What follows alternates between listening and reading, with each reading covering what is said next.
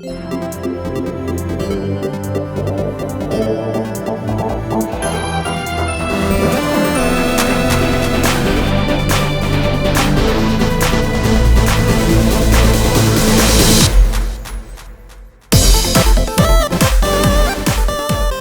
up, everybody, and welcome to the What's Good Games podcast. Today is the week before Memorial Day. Memorial Day weekend is coming up, and I am your host, Andrea Renee, and I'm joined by Miss Brittany Brombacher. Hello. I was wondering if you were going to do it again this week, since I kind of... It's a little early, so I don't have the gusto, and you'd be like, hello, so it's got to keep it tame. And, of course, we were also joined by Miss Christine Steimer. Hello. Yes, Good morning. I know, right? We're recording in the morning, and we don't normally do this because our schedule's a little out of whack this week because of the holiday weekend coming up and family plans and such. Hopefully, you guys are doing something cool with your family this weekend. Maybe playing games, maybe going outside, maybe playing games while outside. Nintendo Switch. Nintendo Switch. Oh, God. I'm glad we had the exact same thought. So this week, as you guys can see if you're watching the video, Alexa Ray is not with us. She missed our first stream on Twitch earlier this week as well. She has been ill, and we are hoping for her speedy recovery. It looks like she is on her way out of this illness and will be able to join us next week. So apologies for her absence. She sends her regrets. She misses you all. She loves you all. And she will be back next week. So that aside, I think it's time to get into some news. So the big news of the week, ladies, is probably that Red Dead Redemption 2 has been delayed until spring 2018. Are you sad about this? Surprising no one. Yeah, right? Wah, wah. So, Of course, I'm extremely bummed. I think I mentioned this on the last podcast. I can't get into Grand Theft Auto games just because the setting is too realistic. There's no escapism there for me. So Red Dead is the only game of Rockstar's that I've really been able to get into. And it's one of those games that I only want to play once because I had my one experience with it and I don't want to like recreate that. So I'm itching for more. So of course I'm very bummed, but not surprised. And insert cliche, take all the time you need quote here. Yeah. For me, I'm not bummed. I try to not be ever bummed when a game gets delayed because to me, it's actually a positive thing. Like it's a positive thing that they recognized that they needed more time versus just shipping it out when they could have. They could have easily probably shipped it on that date and been fine. Sold millions. Right. Sold millions and patched it later, which seems to be the trend. So anytime anything gets delayed, I'm like, that's fine. Just stop telling us when you're planning on releasing games until you're like super duper sure. Yeah. And then go for it. And then announce the date. kind of like the Bethesda model that they did with Fallout 4. That's what I thought Red Dead was going for. Yeah. I was like, no, Red Dead shouldn't get pushed because like I'm sure they've waited long enough to the point where it won't get delayed. And because I would have thought they were following the Bethesda Fallout model. But then nope. So nope. I don't know. What did you think of the well, I mean, I'm not surprised. This game is going to be massive, and massive open world games come with a bevy of technical problems and issues that they have to solve.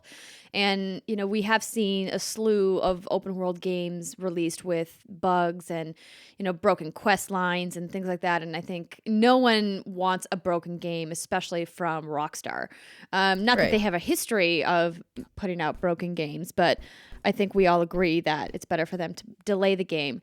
And quite frankly, I was worried that it was going to dominate Game of the Year discussions in a year that has so many fantastic games already released, and we're not even to, the holiday yet. And I think that if Red Dead had come out on top of that, having to have a conversation about Game of the Year that includes Zelda and Red Dead is just, And Horizon. Horizon is definitely my, Game of the Year pick so far. But I think that it's good for everybody that it's getting pushed. I mean, some of their competition may be a little upset because I'm sure some publishers may have altered their, release date plans based off Red Dead. But, we'll see how it goes. It will be interesting to see if it actually hits that spring 2018 date. So when it says spring 2018, are we thinking May next year, like a year from now? I would think March. Didn't it originally release in May? I think Red Dead, May 18th was its release date. And the only reason I think I know that is because I have a display box in my woman cave of the original Red Dead. Of course you do. I'm going to say May 18th, calling it now. 1 year anniversary, or not 1 year anniversary, but on the same year. It's early. I'm like, where am I? Yeah, the brain's not quite functioning yet. Get it together, Steimer. Brain is like trying to fire. So we're trying to go, but I already forgot what I was going to say. So then I'll smart. I'll move on. But before I do, real quick, did you see the screenshots? Oh no! But I don't ever trust screenshots. I don't trust screenshots. I think they're all bullshots. Yeah, I saw them and I get excited at screenshots. I'm one of those people. They look so I just pretty. know how easily, after working at many places in the industry, I know how unlikely it is for those screenshots to be representative of what you play in the game or what the game will actually look like. I don't care. Debbie Downer over here. I know. Keep it I real. don't think Debbie Downer. I'm just saying that it's actually one of the things that really bothers me about the industry, because I'm like, just your game is probably good enough where you don't need to do that, and it just bugs me that it's such like a common practice. Did you hear the noise that emitted from my mouth because of these screenshots? That's what they're going for. I am a sucker, and it works. And what I really like about the screenshots is it's making the game appear like there's going to be several protagonists instead of just... So I have my theory. Well, I got that from the fucking key art with there's like 7 dudes. Yes, ma'am. So I have my ideas of where Red Dead Redemption 2 is going to go. And so if it's going where I think it's going, this is very exciting. And I just want Dolores to be in this game. Does anybody know who I'm referring to? Anybody? No, I forgot. I've not at this time of the morning. No. No, you never watched Westworld? Oh, yeah. I thought you were trying to make a reference back to Red Dead. No, I was like, I tweeted that. I was like, my brain can't think of anybody originally named was Dolores. released about how I was disappointed that it was just a bunch of dude bros, and I was like, where's Dolores? Like, where's the badass Where's Bonnie? Villainess? Bonnie. Yeah, Bonnie. That works too. So speaking of Rockstar news, another big milestone was reached by Rockstar this week. GTA, Grand Theft Auto 5, worldwide sales have topped 80 million units. 80 million. Let that number sink in for a second. That's a lot. That's a lot of people. That's like almost a third of the population of the United States. Yeah, it is. That's crazy. It's probably more like a quarter, but like that's a lot of people, and that's just just the U.S. But worldwide, like that's a lot of units. Obviously, the highest selling game of all time now, I think, or does Wii Sports still have that pack-in? LOL. They might still that have doesn't that count. pack-in. I mean, it does, but I think it's cheating. It's cheating. Yeah, so for that's standalone okay. games, certainly the highest, and I think it's really quite impressive from the standpoint that if you look at NPD sales year over year since it's been released, it's still been in the top 10 selling games. And I think that's a testament to not only the amount of content that Rockstar put in the game at launch, but also the continued support that they've been giving to GTA Online, despite the fact that they have not released a standalone single-player expansion, which has historically been something that we've seen in GTA games.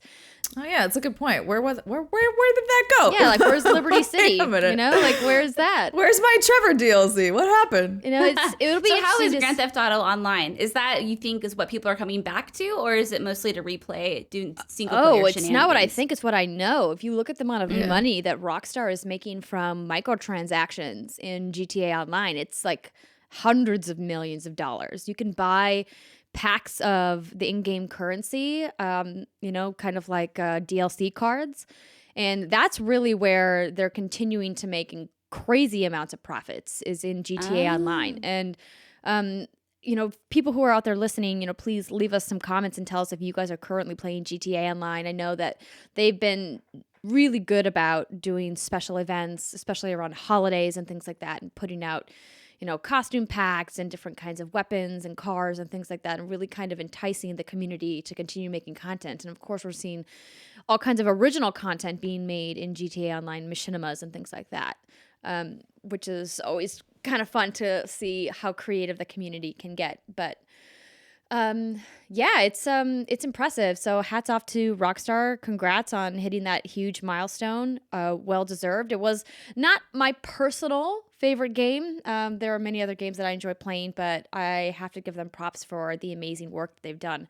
I loved franchise. it. I was like super duper into GTA 5, and I'm not normally a GTA person. Like I tried playing 4, I didn't get that into it, but for whatever reason, 5, I was like, fuck yeah, let's go.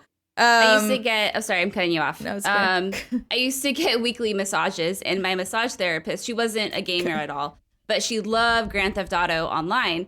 Or is it Grand Theft Auto 5 Online? Is that the technical? No, I think it's it's called GTA Online, I think. Okay. Well, anyway, that's all she played. And so as soon as I mentioned that I played video games, she just wanted to talk nothing about Grand Theft Auto. So here I am trying to get like this relaxing massage, and she's telling me about all the people she's killed, all the prostitutes she's ran over. And I'm like, girl, props to you, but this is not relaxing. No, that's actually when Andrea, when you were like, this is a testament to how much content they made and how the quality of it. And I'm like, I think it's more a testament to how many people secretly want to murder a lot of people and also like steal cars and like just do bad shit. But you can't do it. You want like that therapeutic release of I'm getting away with something that I shouldn't be able to do in real life. I think it's fun. No, I mean, millions of people agree with you. Like, there's no disputing that. Millions of people are okay with virtual murder. Well, I think we all are if we play video games, right? We all are. Suspension of disbelief. True. It's the fantasy of it all, folks. Yeah. Okay, so our next big news story, it's the Overwatch 1-year anniversary event. Are either of you playing Overwatch or celebrating these new skins and emotes that they've released? I have never played a round of Overwatch in my life. Crickets. No. Oh, man. But I think I know what we're doing for our next stream. Ooh, actually, that'd be fun. I wanted to play when I went to BlizzCon and I saw the Sombra final like release, right? Because I watch Overwatch's news, but I just don't play it. But I'm interested in the characters because I think they're cool. And so when Sombra came out, I was like, oh, like I want to play as her, and then I never did. She's actually really cool. Yeah, I would like be down to abilities. Play. Yeah, I like being a hacker. Well, she shame on cool. you. I am not the biggest Overwatch player, but I have played it. But it's one of the games that I really want to get more into this year. Now that we're like a year in and the game is nice and polished and they've added all these kind of bells and whistles to it, I think now is a great time. Blizzard is discounting the Game of the Year edition. If you guys want to get in on it, I believe it is $39.99. I own the game. That's I have good. it. It's on my PlayStation. I have it all downloaded and ready to go too. Like I've updated that shit. I just have never played it. Well, maybe we can get some people to play with us when we stream it, and we can teach you the ways of Overwatch and how you have to push the payload. Yes, I will happily push the payload. Always push the payload. So that is happening right now. The next story, well, I was going to talk about the new Far Cry 5 news that came out this week, but we might save that for the next block since I got to see a kind of behind-the-scenes look at that game. So instead, let's skip ahead to Battlefield 1 adds new DLC, which is weird because the game's not out yet. But they're going to be having DLC featuring... Why are you giving me that look? Oh, Battlefield 1? What am I thinking of? Am I thinking of Battlefront 2? I'm confused. It's early. There's a lot of battles in the titles of games. Yeah. Well, I mean, just let me be wrong then. And let the internet just call me stupid. Everything's fine. It's early. Battlefield 1 is adding DLC featuring Russian female soldiers for multiplayer. Did you guys see this news? No, this is the one story I didn't get to Oh my gosh, what am I paying you for? Oh wait, I'm not paying you. Wait, we're not being paid. Okay, so this story, it's about the Women's Battalion of Death. It's going to be a new scout class for the new Russian army. So one of the big criticisms for Battlefield's kind of diversity issue is that a lot of the soldiers that you play are like generic white dude. They do have some people of color in the game, but they have very few women in the game. And so this was a really great opportunity. This is the one that's historic, like more in the past, right? Because all the Battlefields run together for me. So the Women's Battalion... why would there be women. I'm going to tell you, Steimer. I'm going to tell you right now. Are you ready? Okay, good. Please do. Okay. What I'm saying is, shh, be quiet. Okay, so I'm going to read this. I'm going to read this from the little news insert here. It says that the Women's Battalion of Death was formed in 1917 as a desperate attempt by the Russian provisional government to inspire morale and support for the war effort. Although women had been serving in small numbers in the standard Russian army before this, some women pressured the government to create female-only units. Several of the resulting battalions were sent to the front lines to fight against Germany. Estimates of the number of women who fought range in the several thousands. Now, this isn't the first time that Battlefield 1 has featured relatively unknown and underrepresented units. The cover of the game and one of the chapters in its story highlight the Harlem Hellfighters, the first African-American regiment to serve with the American military during the war. In addition, the Nothing is Written chapter of the story features a playable female Bedouin rebel. So that news brief came from GameSpot, just to give them credit for that news story. So this is kind of exciting for Battlefield fans that happen to be female, or if you're a male player and you've always wanted to play with a female Russian soldier, now you can. Can we talk about how awesome their battalion names are? Like the Death Brigade, and then what was it? Like the Harlem something or other. The Harlem Hellfighters. All of those. Yeah, I'm like, those are so cool. Like, I want to join those. Yeah. I mean, do you really want to go to war and like risk your life? Not really, but in the game, I'll do it in the game. It's all about the role playing, right? Yeah. Yeah. I haven't played Battlefield. I know I've seen like the online multiplayer battles, and they looked really fun, and actually did try my hand at one match, and I got so destroyed, and just my ego was exploded into a million pieces of death that I stepped away from it. But it is something I want to play. Around the time Battlefield released, I played Infinite Warfare. That's the latest Call of Duty, right? Yeah. And so my shooter meter was totally filled, so I passed on it. But it looks good, and now it's good to know I can play as a female Russian soldier. That is cool. That's all I have. I just like the Battlefield's teaching me history, because I did not know that there were female Russian soldiers who fought. Mm-hmm. That's cool. That's cool. That's all I got. Yeah. All right then. Well, for the next news story, and then we'll take a quick break. The segments are gonna be a little shorter this week, because we don't have Alexa here, so we don't have as much to talk about. Chatter. But I want to mention about the first trailer for the Netflix Castlevania series. Who's excited? You too, probably. No, so again, this is not like the week. This is not the week for Britt. I'm telling you, because we're talking about like Overwatch and Battlefield and shooting games and pew pew pew, which is fantastic. I'm not a huge shooter, so I'm kind of like mum on that. And then Castlevania is a series I'm only familiar with because my grandma has played it ever since I was little. So I've watched her play. GG, Grandma. No, she's incredible. She's way cooler than I am. I'm interested in it because it is anime. However, I am not familiar with the Castlevania series enough where I can be like, oh my god, I'm excited for this, that, and the other. Yeah. I know about Belmonts. They exist. They do stuff. I think it's great. great. They kill Dracula. That Netflix is really embracing this audience. We've seen them really go down that kind of comic book alley with a lot of the series that they've done and things like that. We obviously talked about the Witcher series that they're doing based on the novels, and I think it's great. I think that they're recognizing the people who are buying Netflix subscriptions and saying, hey, we should maybe cater to these people, and this is a great way to do so. So cater to the nerds. Exactly. Nerds give us shall what we rise. What we really, really want. Are you trying to sing some Spice Girls right now? A little bit. I could get behind that. Okay. All right. So we're going to take a quick break here. And then when we come back on the other side, we're going to talk about the Lawbreakers announcement, some Dragon Age news, and of course that Far Cry 5 news as well.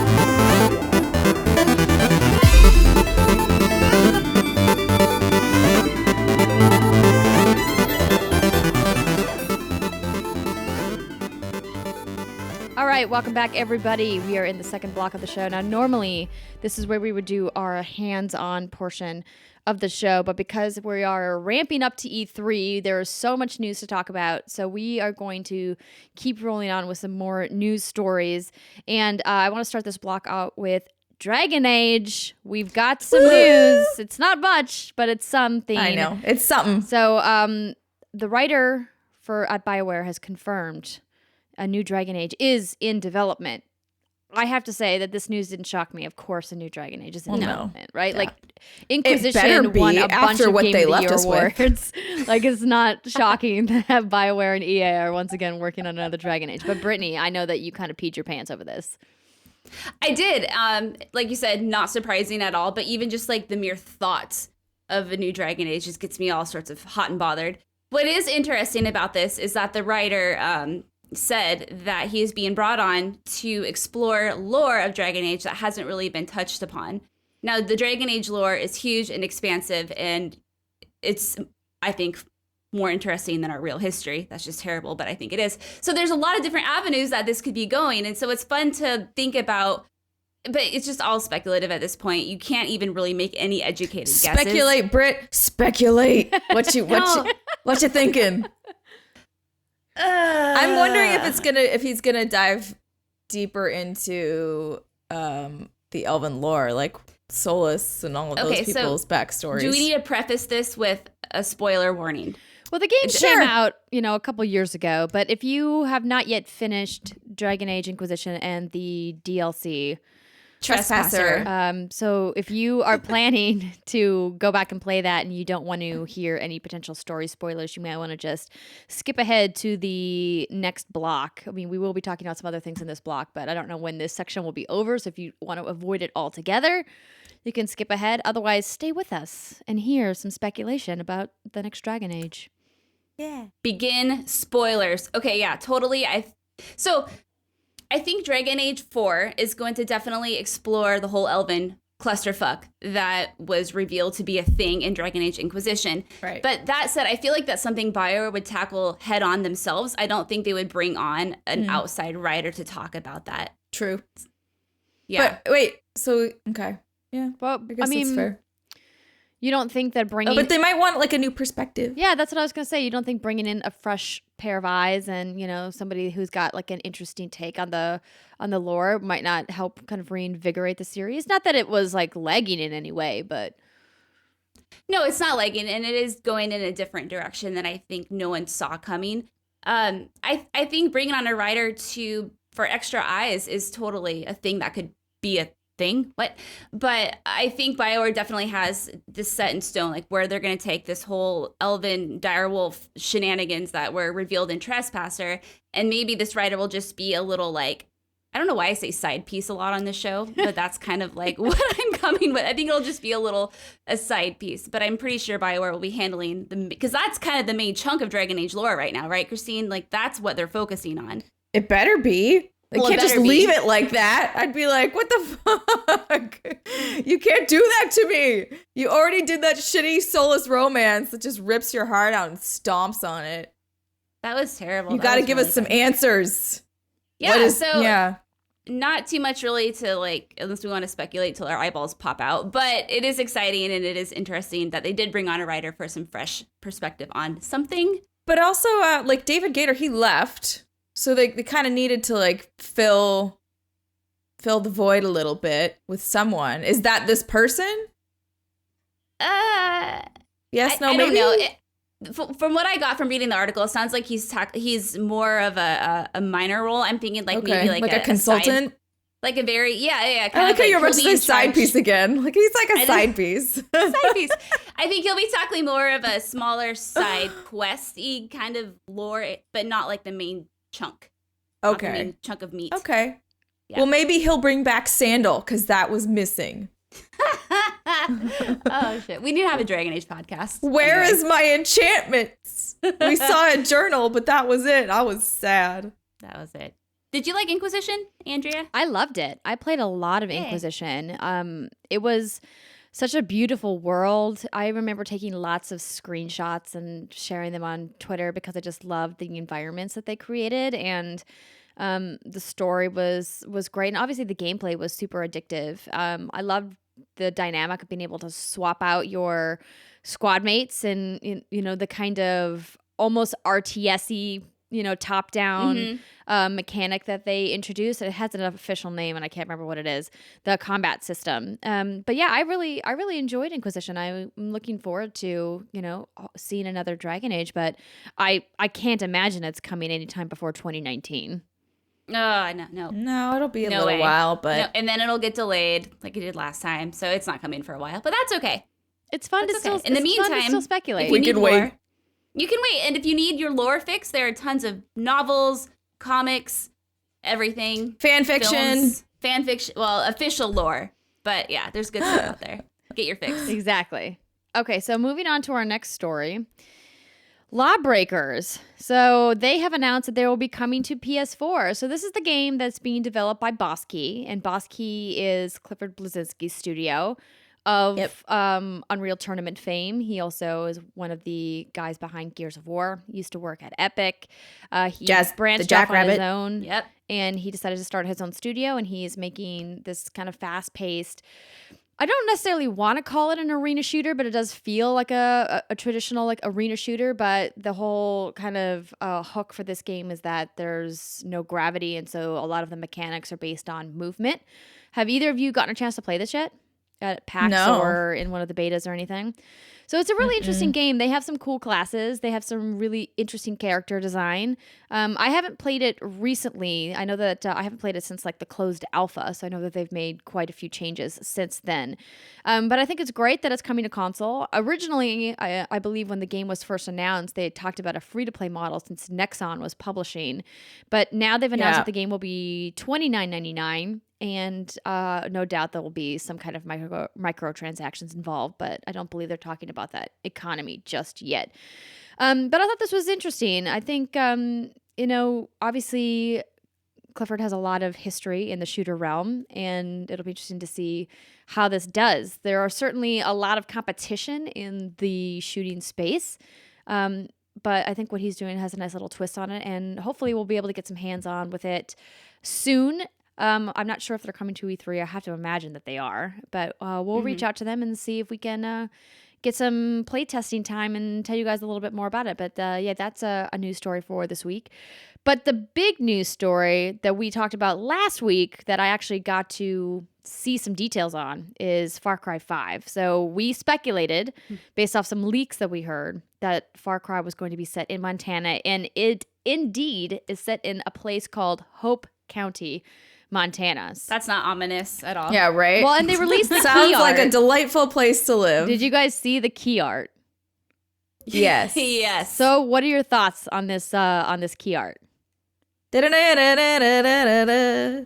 So it's crazy. It's freaking crazy. You have all these crazy white dudes with like one white lady, and they all look like they're not very nice people. And I'm looking at the key art, and I'm like, I wonder if this could almost turn. Now, Andrea, I know you have more information, so I might be totally off base here, but I wonder if this could almost turn into a slight horror type of film. Like if you have these crazy dudes chasing you. You thinking like The Hills Have Eyes? Yeah. And I'm very interested in it. And I know I said last time the exotic locations of Far Cry and the maps are too large and I lose interest. But this one I'm very, very intrigued. So I'm interested too because oh, sorry, go ahead. Oh, no, you go ahead. I'm just going to describe the key art after you're done. Oh, no, just go for it now. That's fine. Okay, so for people who have not seen the key art, and if you're listening, what it is historically Far Cry always puts their wacky villains on their box art. So this is no different.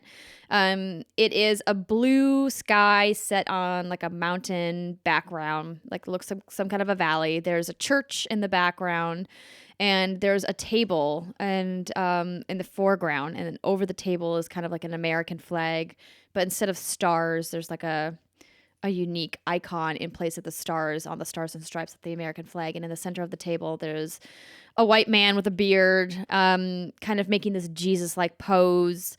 And he's got a book, which we can maybe presume is the Bible, open in front of him. And he's got guns on the table, guns on the floor. And he's got people to the left and to the right of him, they're all pretty much holding some kind of weapon or some kind of gun. There was a wolf, it looks like. And then with like blood on its face, right? Yeah, blood or some kind of marking, like maybe like war paint kind of a thing. And then on the floor in front of the table there is another white man who's got his hands like cuffed behind his back, and he's got the word sinner. It looks like it's been carved into his back because it's bleeding. It's either been carved or tattooed into his back. And so it's a really kind of polarizing image. When you think about it in the context of it being set in Montana. And I think, some people might be, put off by this, but from what I've seen, the reaction online, a lot of people are really excited about the prospect of Ubisoft really going there and really going to a real place that kind of strikes home with where we as Americans are at today with this kind of divide that's happening in our country. And what's interesting about this key art is that even though it kind of echoes some of the things that are happening in today's world, if you kind of relate it to what happened at the standoff in Oregon, where, a group of white men with guns like held off, police and federal officials for 41 days, I think it was. It was a long time, yeah. Yeah, so like it's interesting to paint it against a modern backdrop, but I had the chance to speak to the creative lead on this game, and what he told me was that the genesis for this game came from his experience that he had in the 80s, the 1980s, when America was kind of on the edge of the Cold War with Russia. And it kind of led to like a heightening of emotion where people around the country were really nervous, like everything was kind of getting bottled up. It was almost like on the edge of, an all-out revolution or catastrophe or war, whatever was going to happen. People were wound up. It was kind of the emotion that they're going for. And luckily, the collapse of the Berlin Wall happened, and that kind of like released all the pressure. Like this worldwide anxiety over what was happening with the Cold War kind of came to this precipice, and then, the Berlin Wall coming down really kind of eased a lot of that pressure and kind of backed off the ledge. And that was kind of the inspiration for this title, which I thought was really kind of fascinating. Yeah, I wouldn't have thought that from the key art. I would have thought like, I don't know, we watched Deliverance or something, and then we thought it would be, we would just amp it up a bit and like. Well, I mean, it's definitely hard to tell. Clearly, they've brought it into a modern era, even though, that period of the 1980s was kind of the genesis for this. And they said that the kind of theme of this family is freedom, faith, and firearms, which you definitely can get from this key art that you see here. So triple F. It gives me a cult vibe. And I don't know if they've talked about this because the fact that, it is in Montana, there is like this church in the background with a few American flags, and the guy is cuffed and it says sinner on his back. Makes me think he did something like try to lead a normal life. And they're like, no, you're awful. That's either that or like somebody got lost and like wound up in Hope County and didn't mean to and said the wrong thing and ended up like that. Yeah, it is cult though, right? Yeah, it is. So they confirmed that it is a cult, and the guy in the middle is Joseph. He is the father figure of the cult. The guy I believe to his left is Jacob, which is his oldest son or his oldest brother. I can't remember if it's his son or his brother. I have it written down in my notes oldest, but I didn't say what oldest. Good job, Andrea. And then there's John, and then there's Faith. The woman in the key art is his half-sister. And so they kind of have this family dynamic going, and obviously religion is going to play a big key part of this. And the kind of backdrop for this is that they run this section of the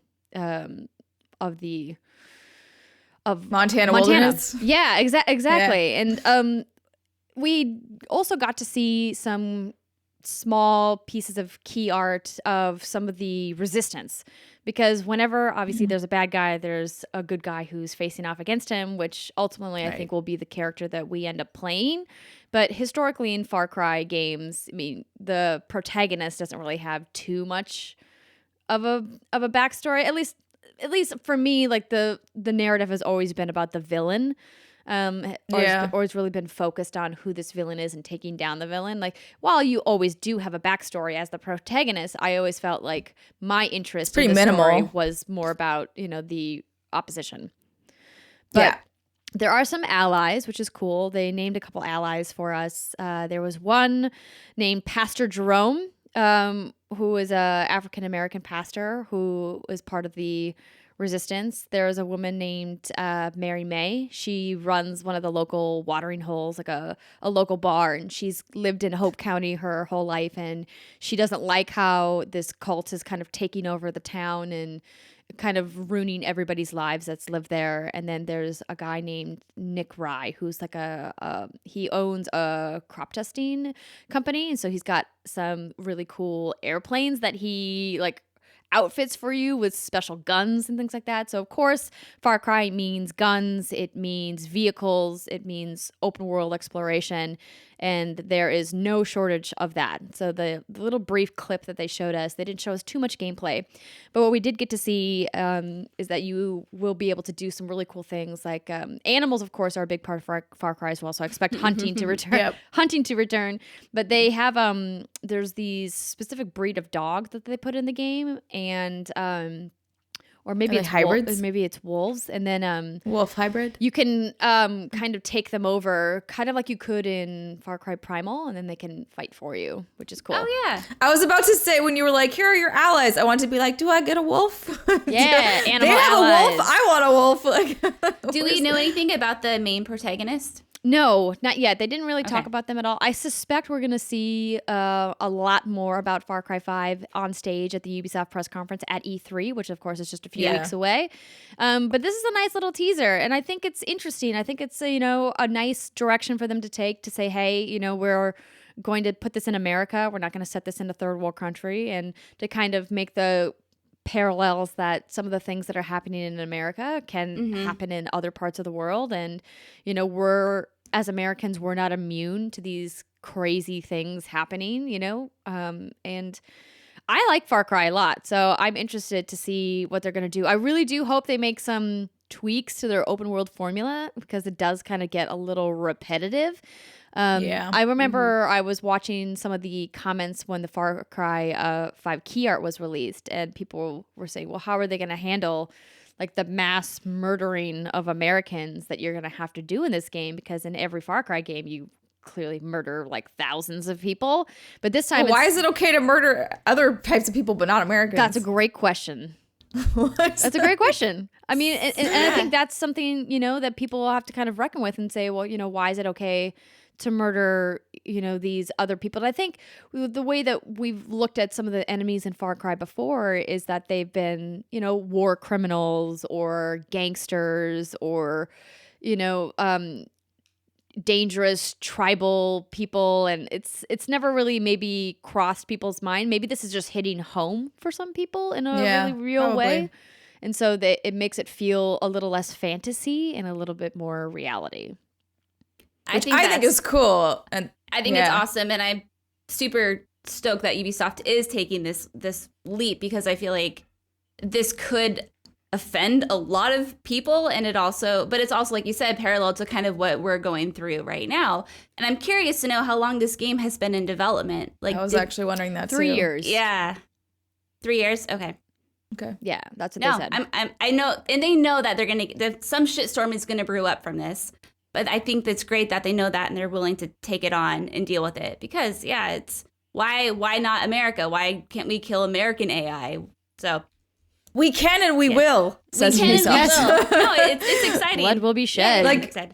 I was not like last week when we were talking about Far Cry. I was like, I don't really know. Like, I'm not like champing at the bit for it, right? But actually, after this stuff, I'm way more interested, because I am glad that they seem to be taking some sort of risk with the story and the plot, and it's a world that it does seem real, and I don't know. I'm like okay, like I'm actually more into this than I thought I would be. I, like you said, Andrea, would like to see them tweak their open world stuff a little bit, because I really hate just having to redo camps all the time. Icons off the map, for crying out loud. Oh my god. Yeah.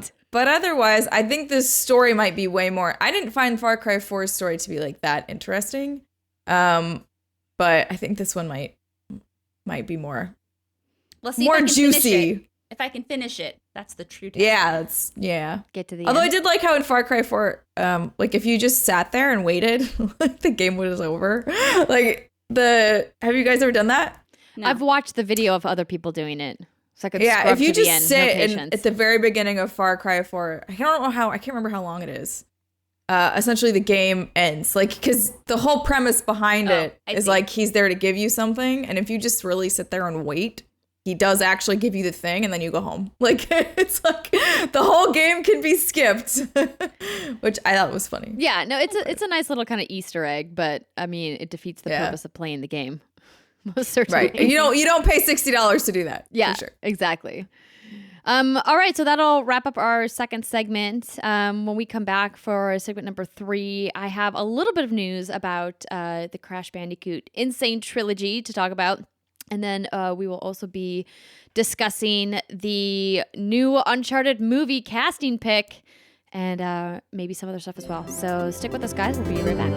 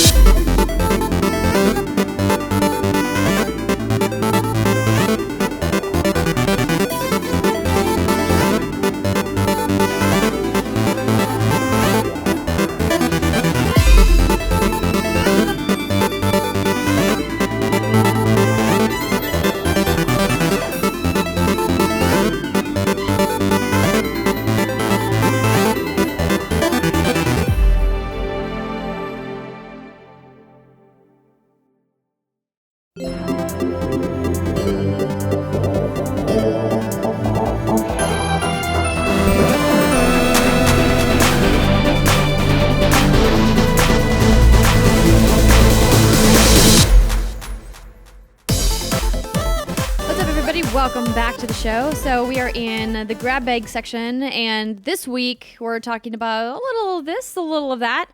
Activision put on an event this week showcasing Crash Bandicoot, the Insane Trilogy, and this week they showed off 3 different levels from Warped, which is the 3rd Crash Bandicoot game in that trilogy. Did either of you play Crash Bandicoot back in the day? I played it in Uncharted. I played it a little bit because I was kind of into platformers, but around that time that I got my PlayStation, I had discovered JRPGs, and that was kind of what consumed my life. But the first several levels I was really good at, and then I was like, I got Final Fantasy. That you were like, I don't need this weird, and you're like rodent creature. This rodent, yeah. This giant hamster. Exactly. Looks like a big hamster. I know he's not, but... So they showed off 3 levels, 2 on-foot levels, Doubleheader and Gone Tomorrow, and then Orange Asphalt. So if you guys are familiar with the game, you can check out some of those gameplay clips that will be going up. So what's cool about this, I got to talk to the project lead at Vicarious Visions, which is the company that kind of took over the remastering of these games and the re-illustration and everything that they've done. So if you guys saw at PSX, they debuted some gameplay footage, and it really does look impressive what they've been able to do with this game footage. So hats off to the team there for really making it look great. And I kind of had a chance to talk to him about some of the changes that they've been making, and they told me that they really want to focus on making this a true remaster and not changing too much of the core experience. But obviously they fixed bugs and things like that appeared in the original games, and they did add a couple of things. So if you guys are interested in picking this up, it comes out on June 30th, so next month, very very soon.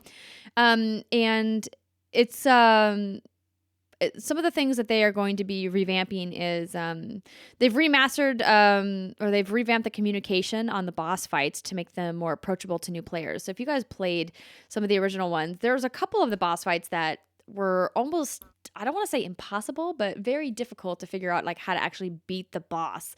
And this was obviously before you could like quickly Google, look it up online. Yeah, exactly. Which is something you can do today. Now they've added it. Now it's easy mode. Oh, this is bullshit. Well, listen, you don't have to look up walkthroughs if you don't want to. If you want to make it challenging for yourself. They've added like clearer boss communication. I'm sure someone out there is like, no. Well, what he told me is that in their play test, when they put it into the hands of players who never played the original games, they said that some of these players just were never able to progress because they couldn't figure out what to do. Yes, because everybody wants the game to hold their hand. I don't know why I'm being like aggro gamer. Yeah, what's going on, girl? Because it's not even me. I'm just like playing the role. Like I'm just like, this is what.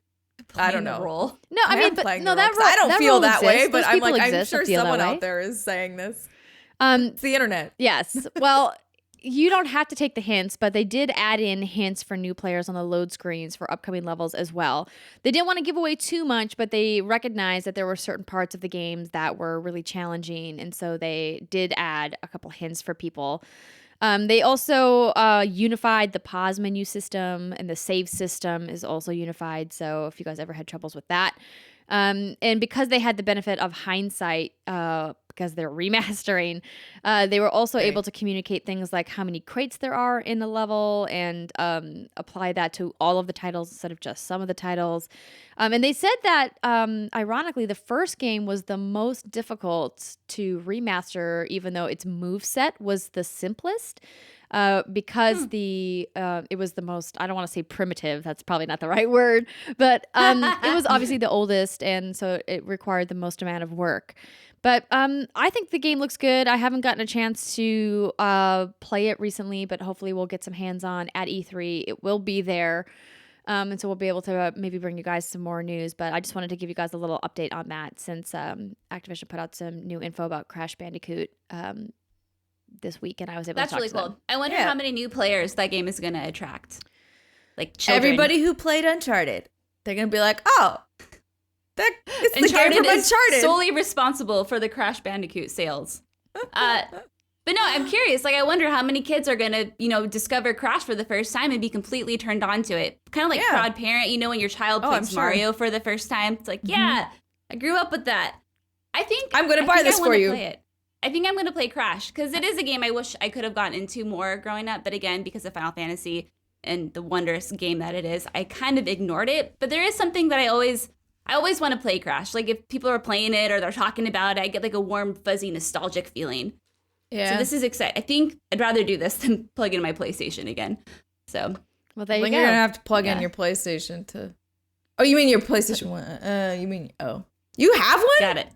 I have like 4. Oh my God. Get on my level. Yeah. Anyway. I don't want to be on your level. I don't have room for all that stuff. Well, I do, and it's not good. Anyway. Okay, so one of the other things that we wanted to talk about in this segment is the casting that was announced for the Uncharted movie. So Tom Holland will play young Nathan Drake. So Tom Holland was the Spider-Man Homecoming star, and he is slated to star in the upcoming Uncharted film.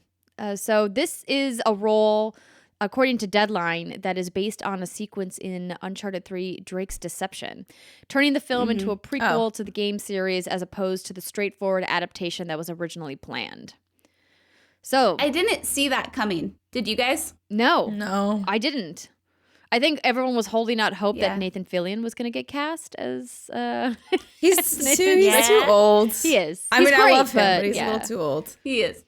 I think there's a lot of potential in that. That's a really now I say this because as a huge fan of the Uncharted series, to me that was a very fascinating sequence to see how Nate met Sully for the first time and to know all the adventures that they've gone on together. But I wonder how appealing that's going to be to people who aren't necessarily fans of Uncharted. But I mean, it's basically just character backstory, right? So it's not like you have to be a fan of Uncharted in order to want to know the backstory of a character you don't know. Like every movies do this. It's not unusual. No, that's true. I guess what I was thinking was it'd be more like hate me Indiana Jones kind of like, ooh, action adventure, oh, temple crawling and dungeon crawling. Like, to me, I feel like that'd be an easier sale than hey, here's this like here's like a serious story. Who's a thief and he meets this old man and they go on adventures together. I mean, it could be good. I'm not a super big film buff, but just my first initial thoughts. Yeah, I could see that. For me, I'm granted I haven't seen Tom Holland do anything other than be Spider-Man, so I don't really know.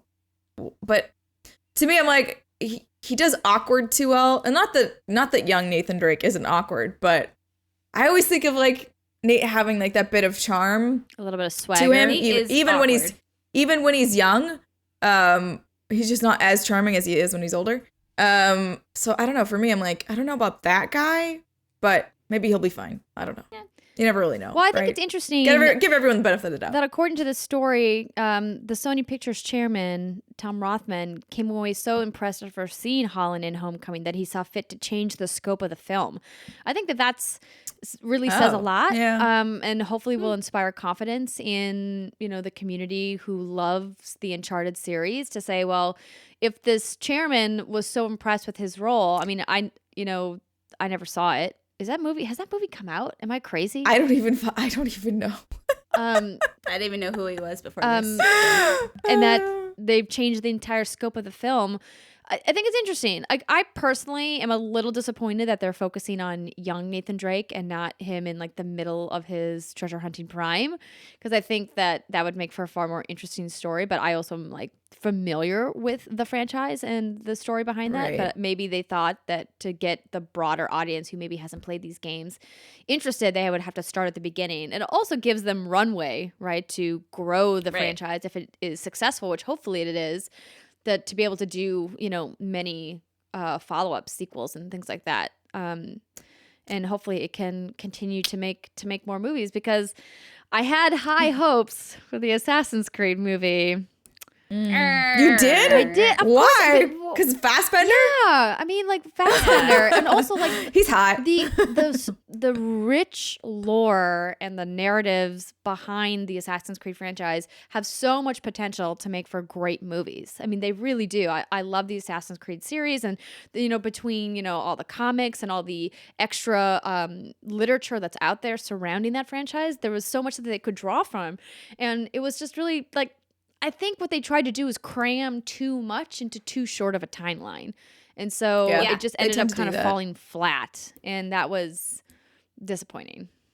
I'm gonna come out with the cynic in me, which says that I think the cynic's been out all podcast Steimer. This is apparently I'm very salty in the morning. I don't know why. So I know that movie stars can sign deals with studios. So what? Sony does Spider-Man. Sony's doing this movie. So of course the the chairman's like, oh, just after seeing how wonderful he was, we decided to make the role bigger. But part of me is like, is that just PR speak for we had him signed? We had him signed on. He needs to do 3 movies. This is going to be one of them, and therefore, in order for it to count, he needs a bigger role. Anyway, so yeah. Okay, I'm glad Brittany also had this thought because. My thought was more along the lines of, is that just like a clever way of saying we had no idea where the fuck this movie was going? Well, that too. Yeah, possibly. And that's the other thing. The other part of me, the cynic in me, is like I know that Neil's not really involved in this, or anybody from Naughty Dog doesn't really seem to be involved in this.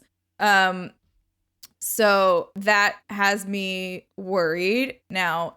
If they're literally just remaking the game story, I think it's a little bit odd. I don't know. For me as a fan, I'm like, do I need to see it? I've seen it. Like, I know you played it. What it is. I'll go support maybe if it turns out to be good. You'll support it. Just to encourage them to do more and to do them right. But at the end of the day, it's kind of weird just being like, we're going to do the exact same thing.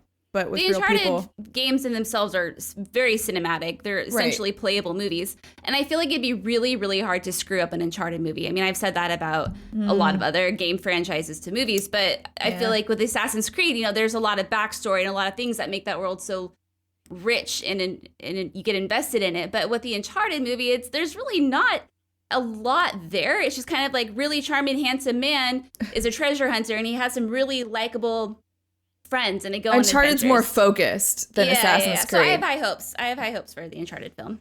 Yeah. All right. Well, we will have to wait and see when this movie eventually comes out in like 2020 or whenever it's going. Yeah, I was like, if this ever sees the light of day, it's been such a long development road for this. Yeah, indeed. Yeah. Well, that'll do it for the grab bag segment for this week. When we come back in Off Topic this week, in Off Topic, we're going to talk about some books that we're reading.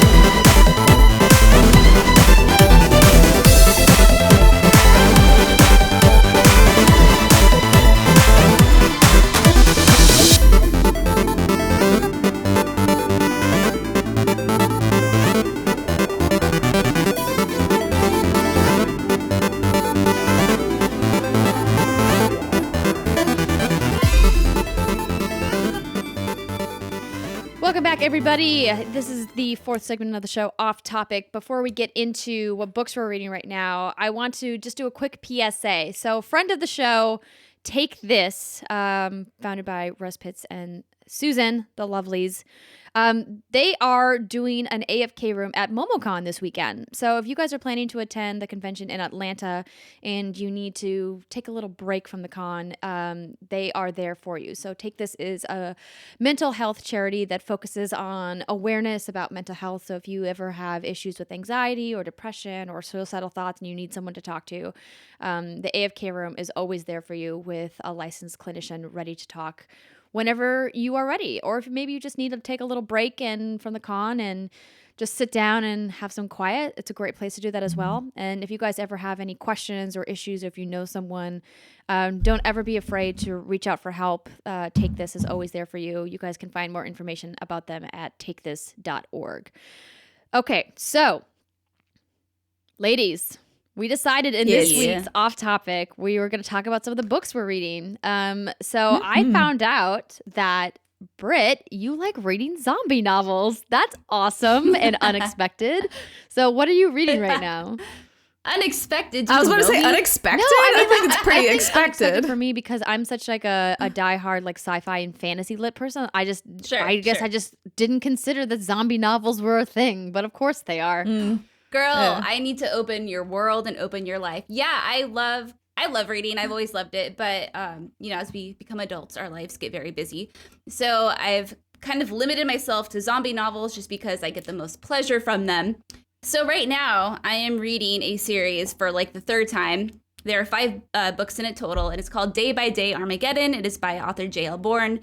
And like all zombie mediums, it follows a man, or in this case, it's a man, and there is a zombie outbreak in China, and it is quickly spreading to his house in Texas, and it's written from the perspective of a diary. So it's January 1st when the novel begins, and he has received a diary, and as part of his mental health, he has been told that he needs to write in the diary every day.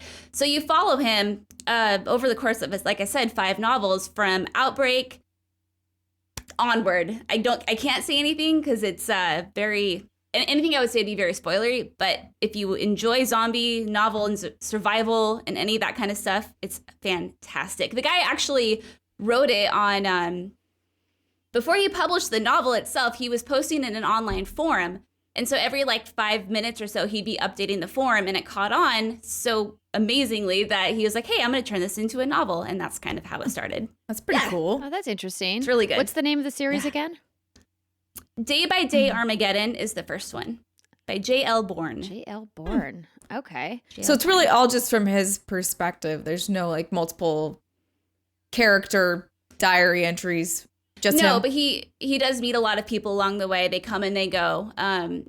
And it's cool because it is in diary format. So sometimes he'll post there'll be a picture of the map in there that he's talking about, or a coffee stain on one of the pages. So it looks like this real diary. It's really neat. Would recommend. So does it get gruesome at all? Is it gory? Oh, yeah. Yeah, so it's because he writes it all in the past. So he'll be okay, so yesterday I had this, that, and the other. But he'll end off chapters okay, so I'm going to go try to pull off this huge heist. There's a bunch of armed soldiers there because, in zombie outbreaks, it's always turns into people against people, which is just stupid. It is and stupid. Then he'll start the next chapter, be I'm barely alive, I'm super bloody, but somehow I found the time to write in a diary. But even though if you can look past that, it's very suspenseful, very gruesome. It's good. Very good. Do you think that there would ever be, or would you ever want, because when you're talking about a diary, it's very much from one person's perspective, which obviously is very biased, right, at some point. So I'm wondering, do you think he would ever do a novel, same set, same area, but from one other character's perspective? Would that be something that would be interesting to you as a fan of this book? Oh, yeah, absolutely. It's more of his writing style than anything. And the world and the universe he's built, very thorough. And yeah, absolutely. Ooh. Yeah. Steimer. What about you, Steimer? Yeah, what are you reading? Well, what I typically read are fantasy novels. Not necessarily high fantasy, but I don't really read real books. Real What is that? What does that mean? For the most part. What do you mean real books? I mean, nonfiction. Right. Is that right? Yeah. Yeah. I read fiction over nonfiction. I don't usually read about real subjects is what I'm trying to say. Except the book I'm reading right now, which is called The Confidence Game. And it is about the psychology of con artists and how all of us, no matter how smart you think you are susceptible to being conned. And it's just all a matter of what's going on in your life, what's going on that day with you in your emotional state. It also depends on what the con is. So if you have, so say you're in real estate and you think you know a lot about that subject, that's actually the area you are most likely to be conned in. So it's just kind of fascinating to read about the things you think you're smarter than, right? And and then the book's no, you're not. You're really not. It could be anybody. You could be conned tomorrow out of $20,000. And you always that would never be me, because there's examples in the book of this woman who had, she has 3 kids she has to feed, and, she's a single mom, and she just lost her job, and yet at some point she gets conned by a psychic to give up $27,000. And you're who would ever do that? But the book is trying to beat into you that you could do that. It could be, all you need is the right set of circumstances and the right person who's good enough at the con to get you. So did you, through reading this, have you looked back at your life and gone, wow, I totally got conned by that person? I've never been conned out of money. That's good. So no in that respect, not yet anyway. I'm very stingy with my dollars. But nothing wrong with being thrifty. Also, well, here's the thing is that, and I'm not even done with this book, by the way. I'm a quarter into it, but it's talking about how we as human beings have evolved to trust. It's our base level is you automatically trust another person because off in the wild, you had to work together or die. Those are kind of the two options you had. So our base mode is trust. However, I was not raised that way. So my default isn't trust. My default is question everybody and everything. That's just how my daddy raised me. I don't know why. But so I think for me, and actually it goes into the fact that it looks at how even though you would think that being more trusting is a bad thing, it's actually a very good thing. And my mindset on life is actually very hindering to me. And it's not as beneficial as you might think. It makes more sense for us to trust openly and freely than it does for you to be sort of a cynic like me. So don't be like me, kids. Don't do it. You're don't be like Steimer. Steimer. Yeah. Yeah, I just made it up. But anyways, that's the first book that I picked up that wasn't fiction. Yeah. So do you think you'll walk away from this learning to trust more? Is that your goal? I just thought it would be fascinating to learn about. So I just picked it. I was like, you know what? I always have enjoyed psychology. So I think I actually am going to start picking up more psychology related books. Because what started was I was interested in learning after last year. I had a lot of things happen. So I was like, you know what? I actually want to like dive back into subjects that were interesting to me before. So I started listening to this podcast called The Art of Charm. And a lot of what the topics that they cover there are books that are psychology based. Not every podcast is like that, but most are. And so started listening to that more and more. And then I just went into a local bookstore the other day and started wandering around. And then instead of sticking to my normal pile, I was like, you know, I'm going to actually wander over to the psychology section, see if anything there pops out at me. This book has like a cute cover on it. So I looked at it. I'm not going to lie. I am susceptible to the cute covers. It's a wolf in a sheep's outfit. No, it's marketing. They do that for a reason. Yeah. So then I just picked it up that way. So awesome. Cool. Andrea, well, what you reading? So I mentioned it very briefly on last week's show that I am rereading The Wheel of Time. So I got so excited about the recent news that the Wheel of Time TV series adaptation is moving forward with Sony Pictures Television that I decided to go back. So The Wheel of Time is a 14-book monster written by Robert Jordan and then finished by Brandon Sanderson. So Robert Jordan passed away before the series was completed, but I really think that Sanderson did a fantastic job finishing out the series. Sometimes when you get co-writers or people that, you know, have to finish a series for another author, it can kind of jump the shark a little bit, but this did not. I really was happy with the way it ended up finishing. And so I went back to the beginning. I am reading The Eye of the World, which is book 1 of the Wheel of Time series. And I'm falling in love with these characters again. And I'm really glad that I've done it. Do you two reread books? I've gotten some flack from some people in my life about rereading books. I was like, no, you gotta reread them to pick up the details. Yeah. I reread. I've read The Boxcar Children like 30 times. Oh my gosh, classic. I used to, when I was younger, I would reread. That was all I did. Like I played games and I read books, and like those are the two main things. So I haven't reread a book in a very long time. That being said, I would like to. I have books here that I haven't read in ages. The Dark Compass series, or no, his Dark Materials series. The Golden Compass is the first book. Is one of my favorite books by Philip Pullman. And I need to go back and reread them. I know that I do because it's been years. I'm sure that I would like to fall in love with the books again, just like you're talking about, Andrea. I just haven't gotten around to doing it. And then I just bought like 5 new books yesterday. Or not yesterday, but a couple weeks ago. Yeah. So I'm like, whoops. Okay, so we were kind of in agreement that rereading is a good thing. So I decided to go back, and especially with a series like this that is so vast, and the characters go on such an incredible journey from book 1 to book 14.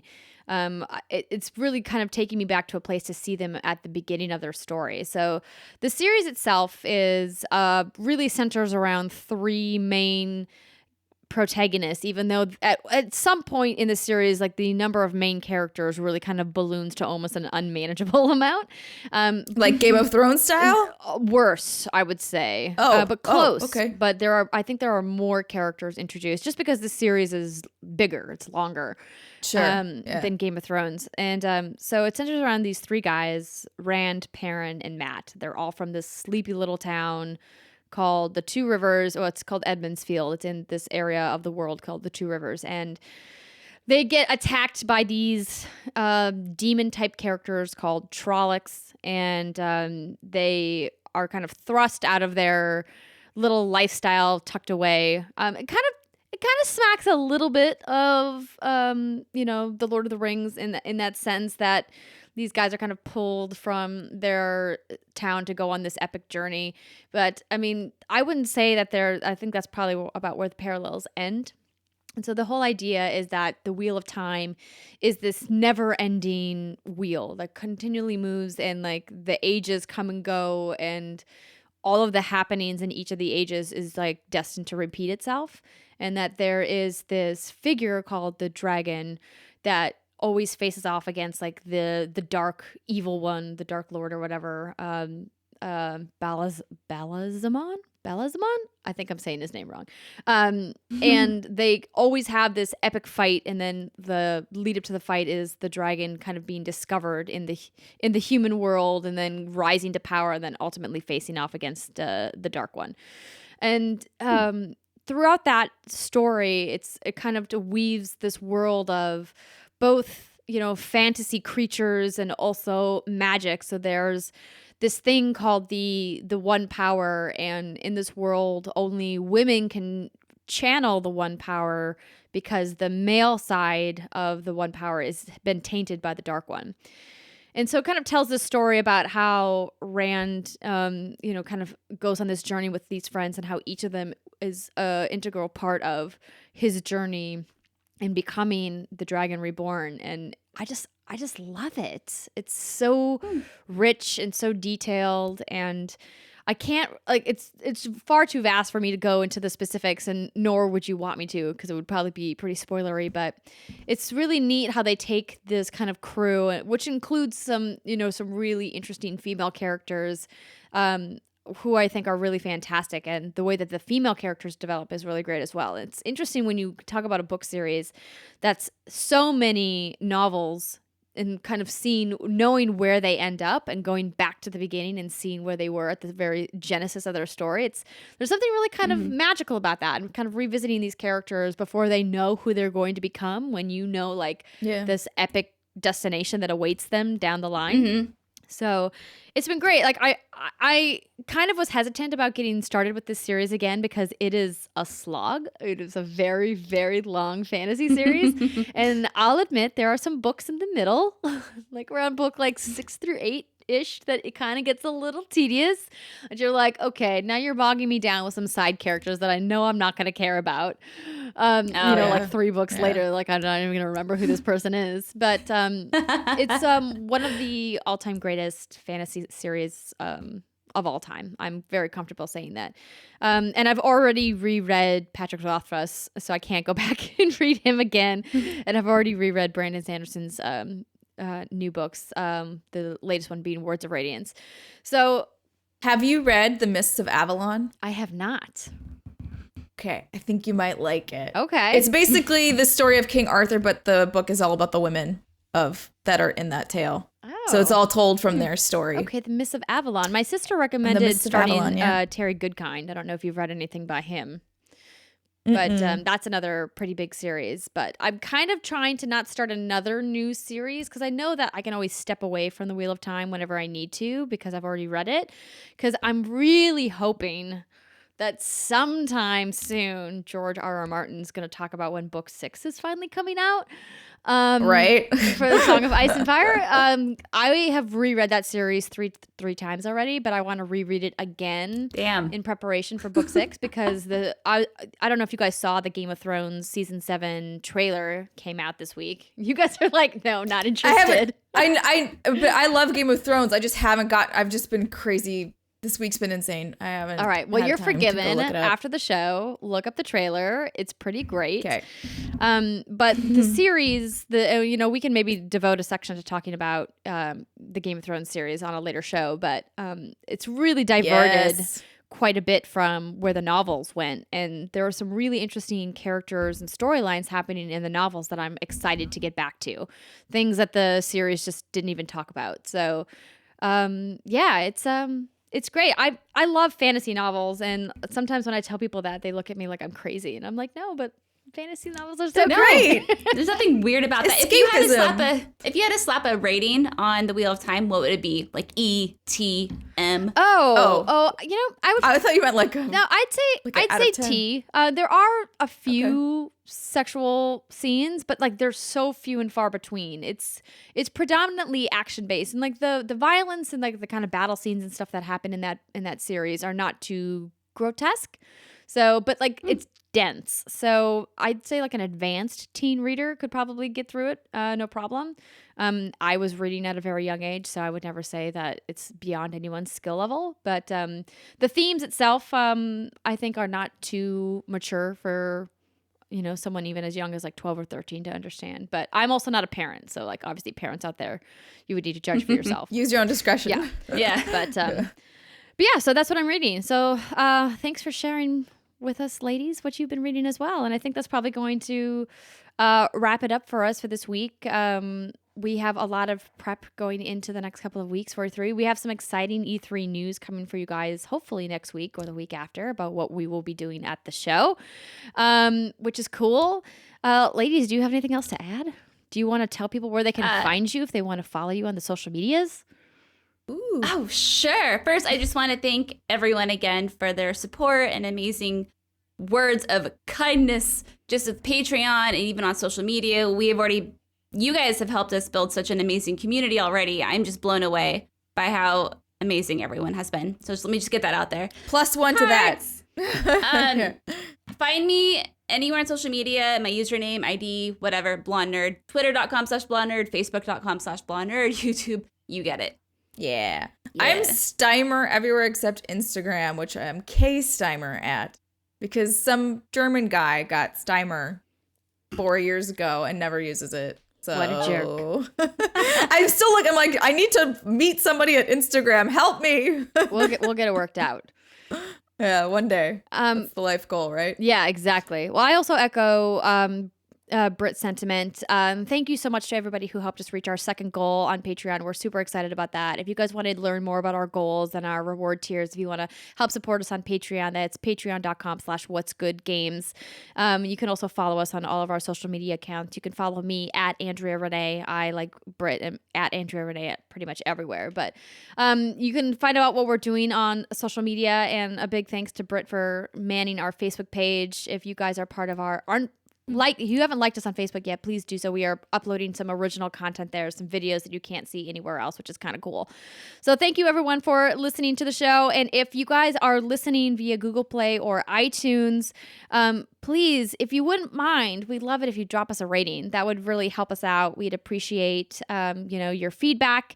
And one last thing, if you guys missed our Mario Kart 8 stream on Twitch, please go check it out. It's in our archives on twitch.tv/whatsgoodgames, or you can also find it on our YouTube channel at youtube.com/whatsgoodgames.